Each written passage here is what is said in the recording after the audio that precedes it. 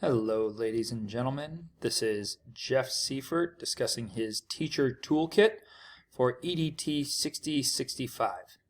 So as you can see at the start of this toolkit, in the very beginning of this slides presentation, we have my digital classroom.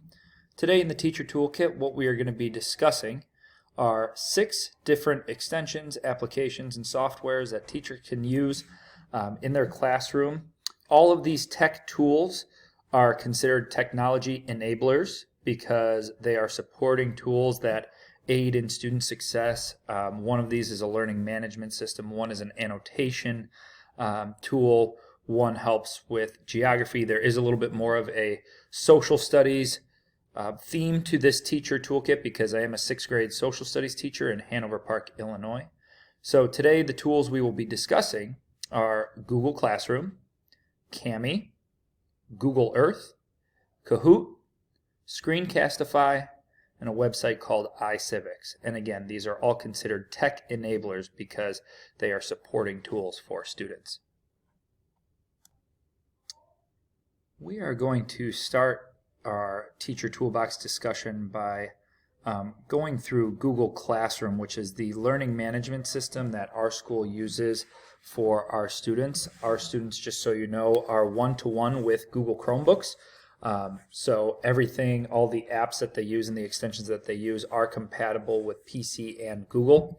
Let me go ahead and go into Google Classroom. I will not read this word for word, but Google Classroom and GAFE. GAFE stands for Google Apps for Education, so I just wanted to let you know what that acronym means. Google Classroom is a learning management system that is used in schools to assign, submit, and grade assignments all in one convenient place.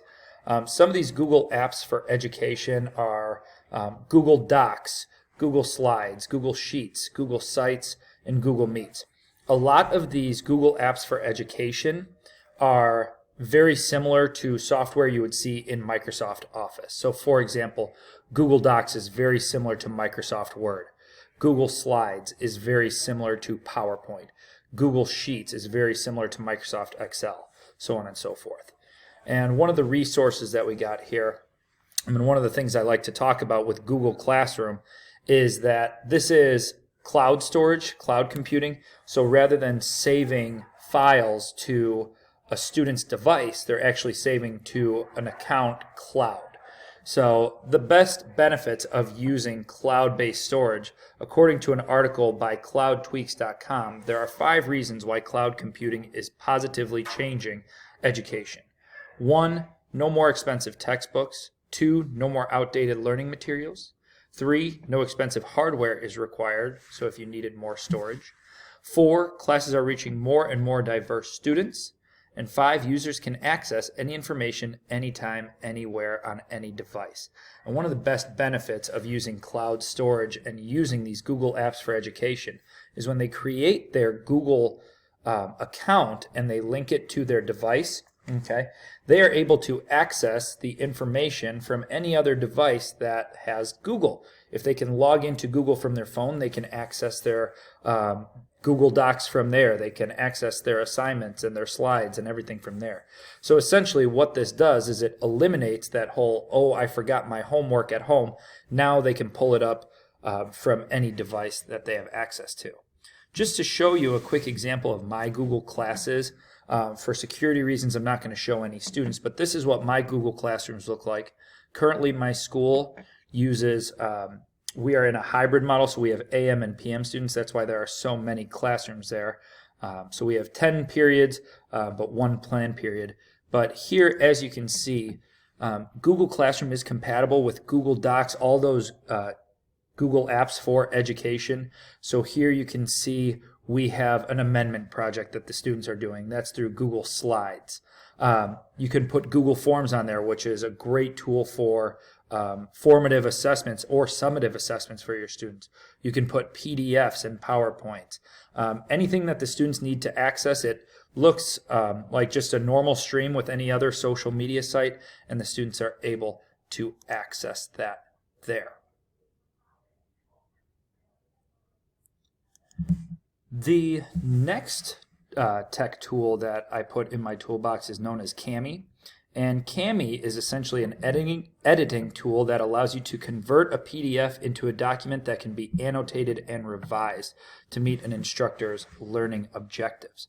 All right, Cami allows students to draw, highlight, and add media such as pictures, audio, and links to the original document. This is also compatible with Google Classroom, which I think is very important because, as I showed you on my Google Classroom, I am able to add Camis to this where students can work on it. Here's a quick example of a Cami. When we do the 13 colonies, and I'm teaching the students about that, we learn about the regions of New England, the Middle Colonies region, the Southern Colonies region. And students are able to go through and they can mark up, okay, where's Maryland? We can say, here is Maryland, and we can put an ML here. Obviously, I'm a little zoomed out here. Where's Virginia? We can put Virginia here. Okay, we got North Carolina, we got South Carolina, so on and so forth. So students are able to go through this. They can click the Save button up here, and they're able to submit it through Google Classroom. And like I said, there's a lot you can do here. You can add text boxes, so if you want a text box instead of writing it, it makes it look a little bit neater. But overall, you can just scan these PDFs into your school scanner, send it to your email, and once you have it on there, you may upload it to Cami, which is just an overall great tool. Attached to this slide, I have put a link to a YouTube video that will go in more depth of all the tools that you can use with Cami. One of my favorite tools that I use in class is Google Earth. And because this is a social studies class, obviously one of the big things that we talk about is mapping, learning how to use a globe, learning how to read a map, all types of geography, different political maps, physical maps. Google Earth really has it all. This is a three-dimensional globe that is great for searching up famous and or local landmarks. There are hyperlinks attached to Google Earth that allow you to research different websites, and additionally, one of the best parts about this is that if your school has access to VR glasses, virtual reality glasses, Google Earth can be seen from a much more immersive point of view.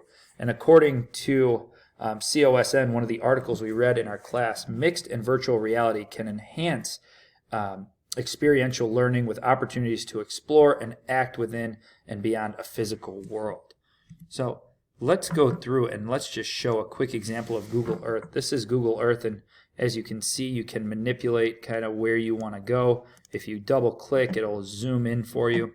But if you know what you're looking for, all right, you can search it here.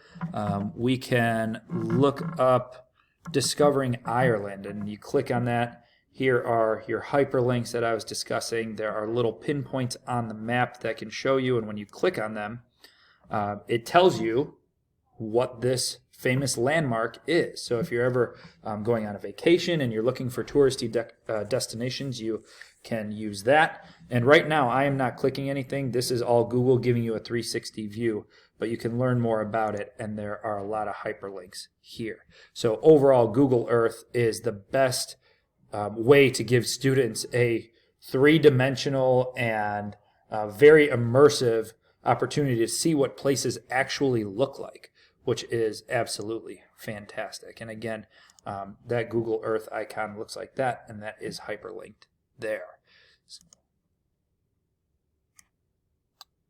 The next tool in my teacher toolbox is one that is becoming very popular. This is called Kahoot, and Kahoot is essentially a tool that teachers would use to give formative assessments or just quick little quizzes, great for study guides. It's something that can connect to student devices. Essentially, you go into a lobby and you type in a PIN number, and it allows you to join either the pre-made or created Kahoot quiz game where the students can compete against each other, which is great even for this time period that we're in right now where there's a global pandemic and students are socially distancing. They can be at their own home and they can be playing a Kahoot.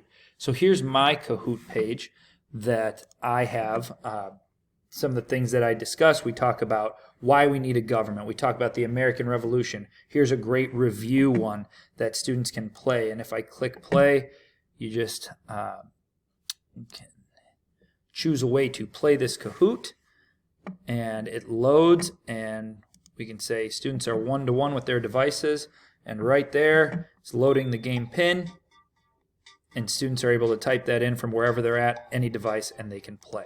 So again, this is a great device for teachers to use because you can tailor it to your curriculum, and you can use your content to get your students ready for any upcoming assessments that they need to get ready for.